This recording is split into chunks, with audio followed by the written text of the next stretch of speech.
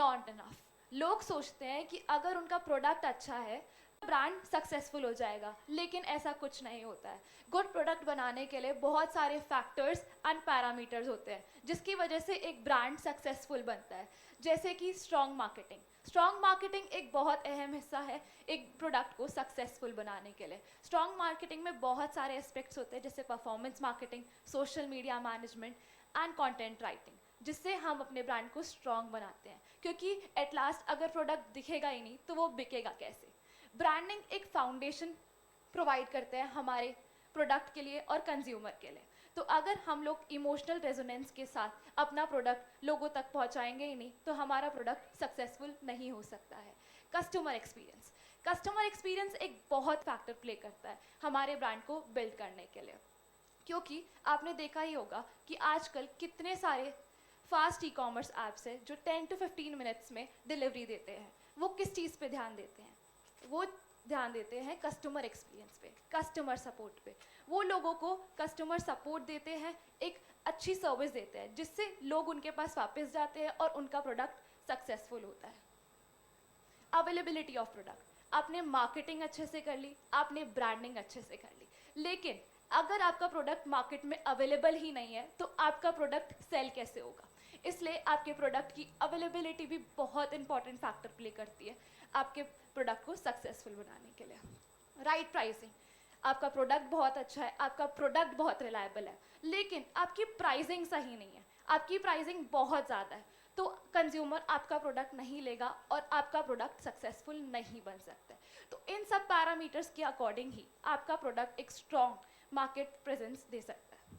So hello, my self झलक Jain, founder of JK marketing, a marketing expert. तो मेरी journey start होती है लॉकडाउन से। अभी मेरे 12th के बोर्ड्स ख़त्म हुए थे और सब कुछ बंद हो गया था, सबकी सोशल लाइफ ख़त्म हो गई थी, किसी के पास कोई काम नहीं था, सिर्फ ऑनलाइन बिजनेसेस चल रहे थे।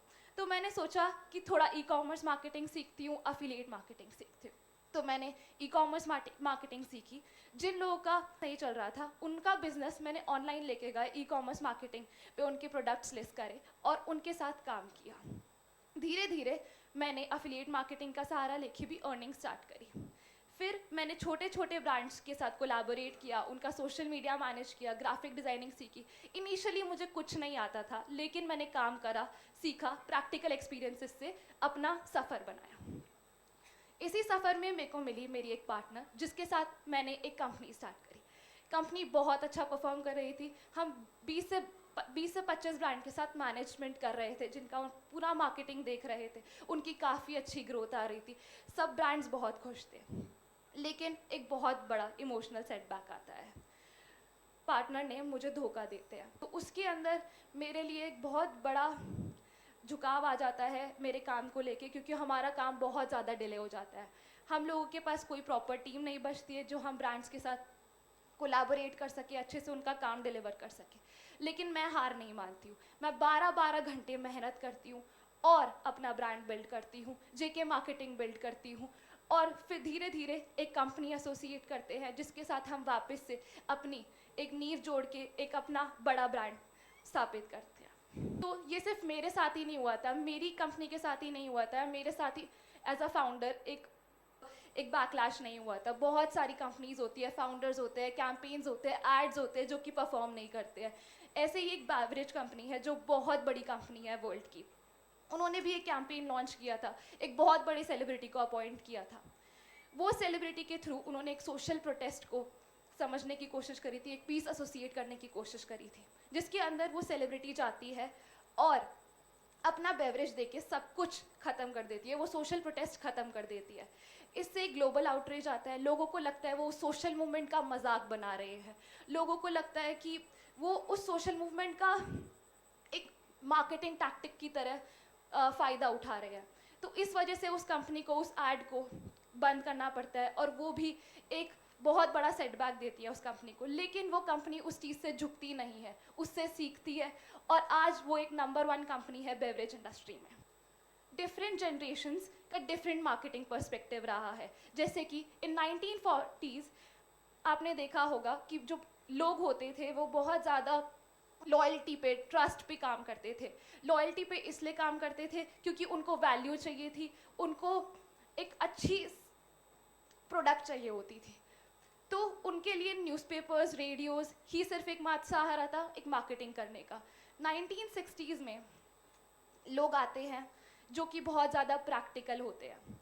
प्रैक्टिकली ऐसे उनको बस अपनी लाइफ आसान बनानी होती है, आसान हर चीज़ पे, तो उनके लिए वही प्रोडक्ट्स काम करें जिन्होंने उनकी लाइफ ईजी बनाई।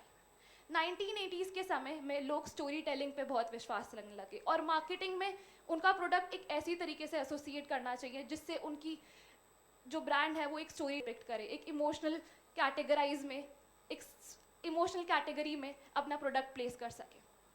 फिर 2000 का समय था जेनजीज का पीरियड। जेनजीज को सिर्फ फन चाहिए, अपना रियल टाइम एक्सपीरियंस चाहिए और क्रेडिबिलिटी चाहिए। उनके लिए एक्सपीरियंस मैटर करता था। सिर्फ उनके लिए जो एड्स होते थे बहुत ज़्यादा फ्लैशी बनते थे, अगर बोरिंग ऐड होता था तो उनके लिए वो परफॉर्म नहीं करते थे। तो हमने समझा कि डिफरेंट जनरेशन्स डिफरेंट एक्सपेक्टेशंस के साथ अपने ब्रांड को लॉन्च करते थे, अपने प्रोडक्ट को खरीदते थे एंड प्रोडक्ट को समझते थे। इमोशनल कनेक्शन, ब्रांड्स एक इमोशनल कनेक्शन बिल्ड करते हैं प्रोडक्ट के साथ और फिर उसको लॉन्च करते हैं। इमोशनल कनेक्शन इसलिए बिल्ड करता है क्योंकि हम एक ऐसी कंट्री में रहते हैं जो बहुत ज़्यादा डाइवर्स है। इंडिया में बहुत तरीके के लोग रहते हैं और हर का एक अलग पर्सपेक्टिव होता है। जैसे कि अगर हम साउथ साइड में प्रमोट करते हैं तो लोग बहुत अलग सोचते हैं, और अगर हम नॉर्थ इंडिया के साइड पे प्रमोट करते हैं तो लोग बहुत अलग सोचते हैं। तो ब्रांडिंग स्ट्रैटेजी लोग इस तरीके से बनाते हैं कि वो हर इंसान के साथ उसकी इमोशनल कनेक्शन बिल्ड कर सके, एक इमोशनल तरीके से बिल्ड सके। तो जैसे कि आप पहले देखते थे कि पहले जो भी कंपनीज प्रमोट होती थी, बड़ी बड़ी कंपनीज आती थी, वो एक बहुत बड़े बॉलीवुड एक्ट्रेस या बड़े बड़े अभिनेत्रियों से प्रमोशन कराती थी। लेकिन आजकल दौर बदल रहा है, सब कुछ बदल रहा है। इन्फ्लुएंसर्स, माइक्रो इन्फ्लुएंसर्स बहुत आगे बढ़ रहे हैं। इन्फ्लुएंसर्स इसलिए आगे बढ़ रहे हैं क्योंकि वो रिलेटेबिलिटी प्रोवाइड करते हैं, ऑथेंटिसिटी प्रोवाइड करते हैं ब्रांड्स को, जिससे उनकी रील्स वायरल होती है, लोग प्रोडक्ट को पसंद करते हैं और खरीदते हैं। तो इसी का एक एग्जाम्पल है, इंडिया का एक पहले बहुत छोटा सा स्किन केयर ब्रांड था। वो स्किन केयर ब्रांड ने क्या किया, वो इनिशियली उनके पास इतनी फंडिंग नहीं थी, तो उन्होंने छोटे छोटे इन्फ्लुएंसर्स को हायर किया, 6 से 8 हज़ार इन्फ्लुएंसर्स को। उनमें से कुछ मॉम ब्लॉगर्स थे, कुछ स्किन केयर एंथुसियास्ट थे और कुछ मेकअप आर्टिस्ट थे। तो धीरे धीरे उन्होंने उनको अपने प्रोडक्ट्स दिए, उनसे एंडोर्समेंट्स कराई एंड अपना प्रोडक्ट ग्रो किया। आज वो कंपनी नंबर 1 कंपनी है इंडिया की, और उसके 7 सिस्टर ब्रांड्स भी हैं। तो इस तरीके से कोई भी चीज़ छोटी नहीं होती। अगर आप डिटरमाइंड है अपने गोल के लिए तो आप वो चीज़ कर सकते हैं। आपका हर स्ट्रगल, हर मेहनत, हर रात जो आपने अपने सपनों है, वो सब मिलकर आपकी कहानी बनाते हैं। एक ऐसी कहानी जो सिर्फ आपकी है, जो कल किसी और के लिए प्रेरणा बनेगी। तो कभी भी मत सोचना कि आपका प्रयास बढ़ जा रहा है या आपके एफर्ट्स वेस्ट जा रहे हैं, क्योंकि जो आज आप बना रहे हैं वही कल जाके किसी की प्रेरणा बनेगी। तो इसी के साथ मैं अपनी टॉक कंक्लूड करती हूँ। Thank you everyone.